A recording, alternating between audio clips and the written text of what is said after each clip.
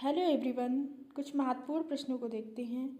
तो क्वेश्चन क्या है, रामायण के रचयिता हैं। तो रामायण के रचयिता इसमें कौन है? तो वाल्मीकि। रामायण के रचयिता वाल्मीकि हैं। अगला क्वेश्चन है, लिनोकट प्रिंट मेकर चित्र प्रसाद का काल क्या है? तो चित्र प्रसाद का काल जो है 1931 से 1978 है।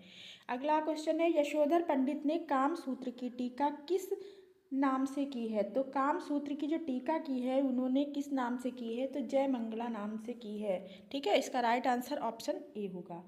राष्ट्रीय आधुनिक कला दीर्घा कहाँ है? तो राष्ट्रीय आधुनिक कला दीर्घा जो है वो कहाँ पे है? नई दिल्ली। इसकी स्थापना कब हुई थी? 1954 में। नेक्स्ट क्वेश्चन क्या है, जहांगीर आर्ट गैलरी कहाँ है? तो जहांगीर आर्ट गैलरी जो है वो मुंबई में पड़ती है। व्यंग्य चित्रकार कार्टूनिस्ट स्वर्गीय मिरियो दी मिरांडा को सन 2012 में किस पुरस्कार से नवाजा गया है? तो इन्हें 2012 में कौन सा पुरस्कार मिला था? तो इसका राइट आंसर होगा पद्म विभूषण। पद्म विभूषण सम्मान से सम्मानित किया गया था। अगला क्वेश्चन है, ललित कला अकादमी की स्थापना कब हुई थी? तो ललित कला अकादमी की भी स्थापना 1954 में हुई थी। ठीक है, अगर पूछा जाएगा राष्ट्रीय संग्रहालय, केवल राष्ट्रीय संग्रहालय पूछा जाएगा तो इसकी स्थापना कब हुई है? तो 1949 में हुई। इसको याद रखेंगे। अगला क्वेश्चन क्या है, उड़ीसी नृत्य कहाँ का है? तो ऐसे भी पता चलता है कहाँ का है, उड़ीसा का ये नृत्य है। निम्नलिखित में से बांसुरी वादक कौन है? तो इनमें से बांसुरी वादक कौन है? तो इसका राइट आंसर क्या होगा? हरिप्रसाद चौरसिया। भातखंडे संगीत महाविद्यालय स्थित है। तो भातखंडे जो संगीत महाविद्यालय है वो लखनऊ में है। एलिफेंटा की सबसे प्राचीन मूर्ति कौन सी है? तो एलिफेंटा की जो सबसे प्राचीन मूर्ति है तो वो कौन सी है? त्रिमूर्ति है। त्रिमूर्ति है। फिर अगला क्वेश्चन देखते हैं, धूली चित्र किसे कहते हैं? धूली चित्र किसे कहते हैं? तो इसका राइट आंसर क्या होगा? धूली चित्र जो रंगों के चूर्ण से बना होता है, जो चित्र बना होता है उसको हम क्या कहते हैं? धूली चित्र कहते हैं। फिर अगला देखते हैं, सिगरिया में कुल कितनी गुफाएं हैं? तो सिगरिया में कुल गुफाएं जो हैं वो 6 हैं। और अगर पूछा जाएगा सिगरिया की कुल कितनी गुफाओं में चित्र प्राप्त है, तो 2 गुफाओं में चित्र प्राप्त हुए हैं। कैसे चित्र प्राप्त हुए? 21 रूपाइनों के चित्र यहाँ से मिलते हैं आपको।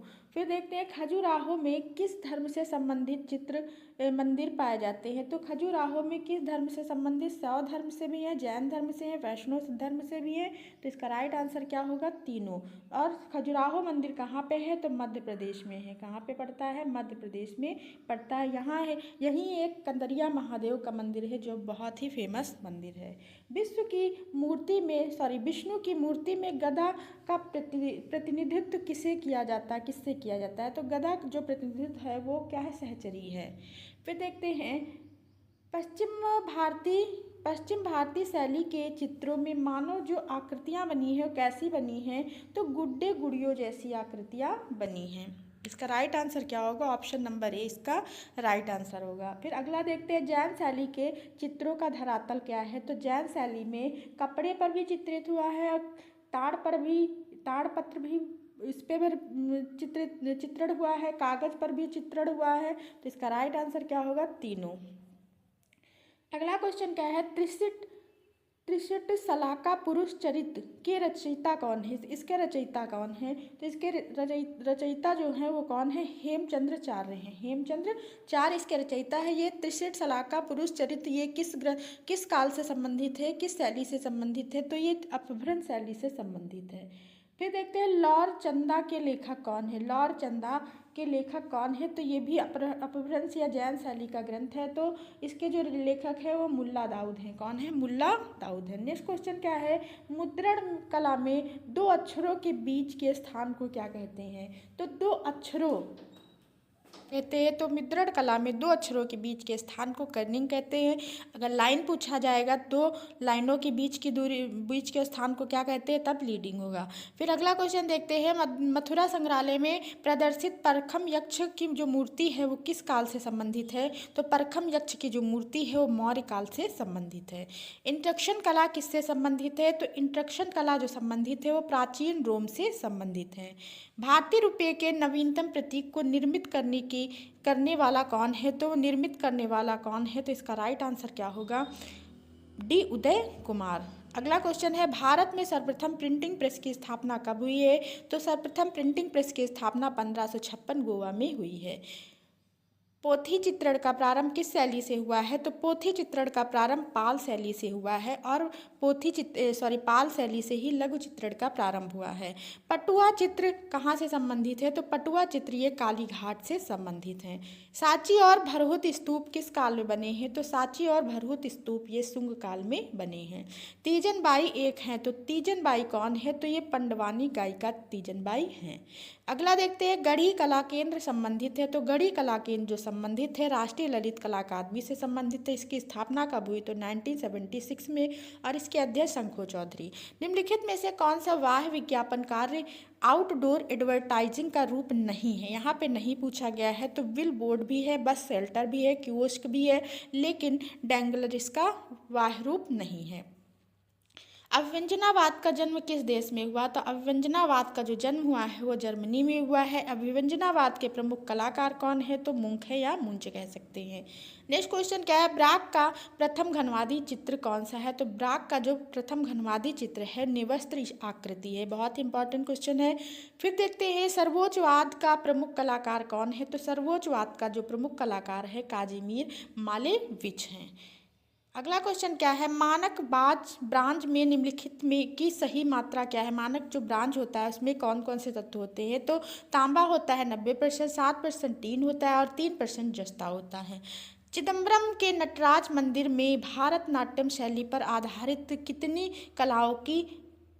कलाओं की मुद्राएं होती हैं? कितनी मुद्राएं होती हैं? तो 108 मुद्राएं। और ये किस काल से संबंधित है? मंदिर तो चोल काल से संबंधित है। किसके अनुसार कला भौतिक सत्ता को व्यक्त करने का माध्यम है? तो इसका राइट आंसर क्या होगा? हीगल।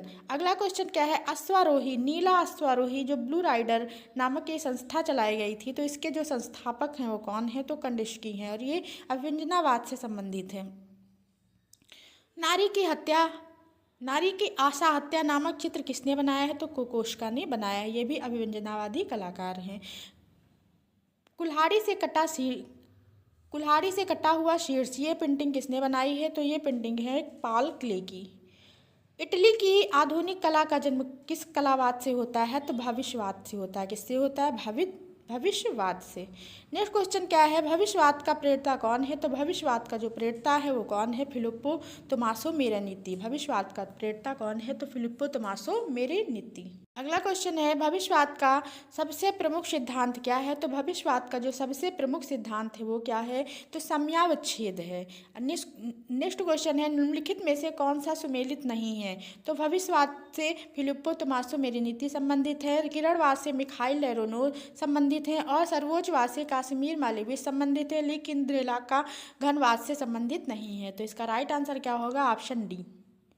ठीक है, तो देलाक्रा का संबंध किससे है? तो स्वच्छंदतावाद या रोमांचवाद से इनका संबंध है, रोमांचवाद से। अगला क्वेश्चन क्या है? टेपेस्ट्री क्या है? तो टेपेस्ट्री क्या है? वो अलंकृत पर्दे होते हैं उनको टेपेस्ट्री कहा जाता है। तंत्र कला के प्रेरता कौन थे? तो तंत्र कला के जो प्रेरता थे वो कौन थे? केशियस पर्निकर।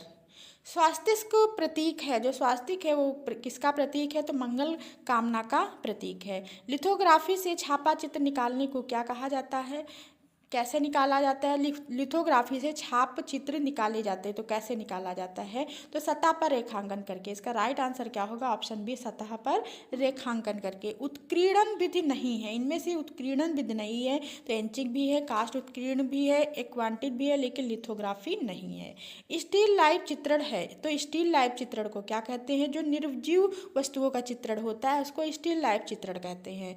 फिर देखते हैं छेपांकन पद्धति है, तो छेपांकन पद्धति क्या है? छापा कला है। ठीक है, तो आज की क्लास को यही पेंड करते हैं। अगर आपको क्लास अच्छी लगी है तो लाइक कमेंट जरूर करिए, अपने दोस्तों में क्लास शेयर करिए। Thank you, thanks for watching. मिलते हैं नेक्स्ट वीडियो में। Bye bye.